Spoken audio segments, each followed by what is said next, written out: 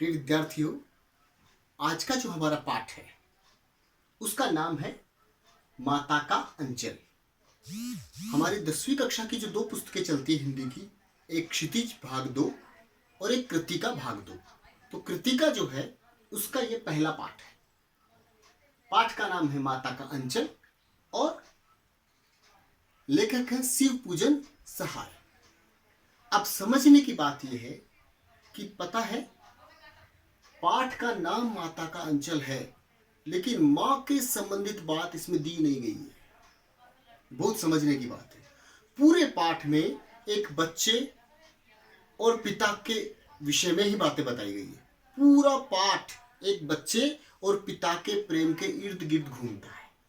पूरा पाठ मतलब अंत तक तो हमें या विद्यार्थियों को समझ में भी नहीं आता कि ये पूरा पाठ पिता के इर्द गिर्द घूम रहा है, पर पाठ का नाम माता का अंचल क्यों है, और यही बात समझनी है। तो थोड़ा सा पहले मैं आपको माता के विषय में बता दूं, फिर हम पाठ में चले।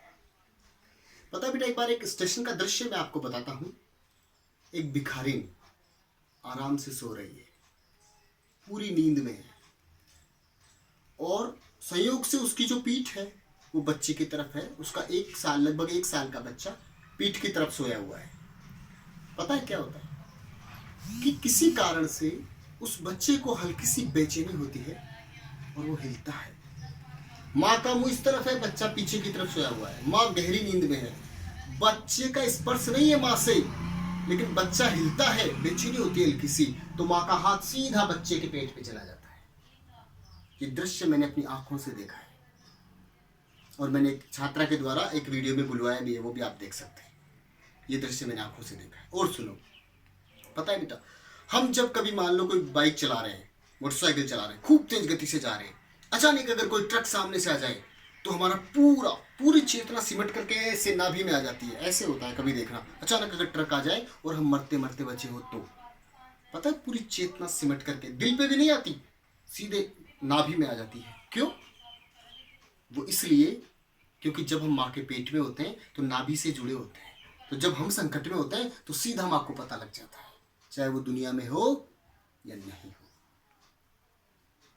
पाठ का नाम माता का अंचल क्यों है समझ में आ जाएगा अभी थोड़ी देर।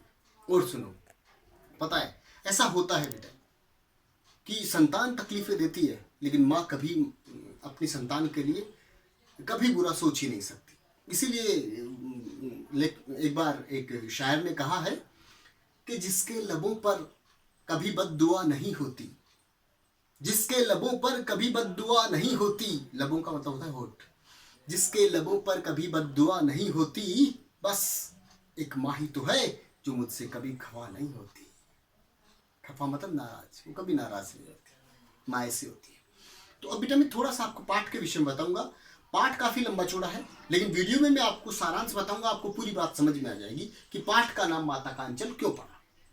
एक बच्चा है, मतलब लेखक पिता के साथ ही रहता है, पिता के साथ ही खेलता है। जब बहुत छोटा है तो याद आता है कि वो पिता के साथ कुश्ती लड़ता है, पिता की मूंछों को खींचता है, पिता उससे हारने का अभिनय करते हैं कुश्ती में, पिता के साथ रामायण पाठ में बैठ जाता है। पिताजी पढ़ रहे हैं रामायण और वो आईने में देख देख के अपने आप को निहारता है। ठीक है, पिता के साथ पूजा में बैठता है, पिताजी चंदन का तिलक लगाते हैं, पिताजी के साथ ही मछलियों को दाना डालने जाता है तालाब पे। पूरा काम पिताजी के साथ पूरे दिन खेलना। बच्चों के साथ भी खेलता है तो पिताजी आ जाते हैं बीच में, तो पिताजी की गोद में दौड़ के आ जाता है। बच्चों के साथ कभी बारात निकालेंगे बच्चे, कोई दूल्हा बनेगा, कोई दुल्हन बनेगी, इस तरह के खेल खेलते हैं। कभी हलवा पूरी बनाएंगे, पापा आ गए तो खुश हो गया, पापा के पास आ गया, ऐसा चलता रहता है। एक दृश्य ऐसा आता है पूरे पाठ में, अंत में यही घटना है जिनको घुमा फिरा के बताया गया है। एक दृश्य ऐसा आता है कि ये बच्चा जो है यानी लेखक, वो अपने मित्रों के साथ में खेल रहा होता है। खेलते खेलते एक दिन किसी चूहे के पीछे, कभी बिल्ली के, कभी खरगोश के पीछे पड़ जाते हैं। तो एक बार एक बिल को खोदने लगते हैं। बिल को खोदने लगते हैं तो क्या होता है कि उस बिल को खोदते खोदते वे इतना ज़्यादा खोद देते हैं कि उसमें से बहुत भयंकर काला नाग निकल करके आ जाता है, बहुत बड़ा काला नाग। और जैसे वो काला नाग निकल करके बाहर आता है, सारे बच्चे दौड़ के भागते हैं।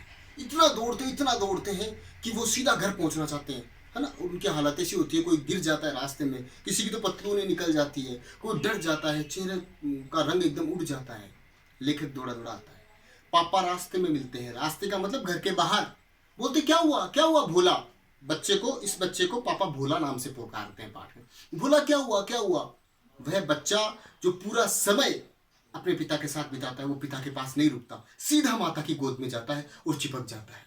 माँ बोलती क्या हुआ क्या हुआ, उसकी आवाज नहीं निकलती और माँ भी रोने लगती है, बिना कुछ सुने ही। फिर भी माँ रोने लगती है कि कुछ ना कुछ विशेष बात हुई है, इसलिए घबरा गया। उसको छाती से लगा के रखते, वो चिपक जाता है वहां पर, पिता के पास नहीं रुकता, उस समय माँ के पास ही जाता है। पता है क्यों? वो इसलिए क्योंकि पूरे संसार की सबसे महफूज जगह क्या है? माँ की गोद। इसलिए पाठ का नाम है माता का अंचल। धन्यवाद।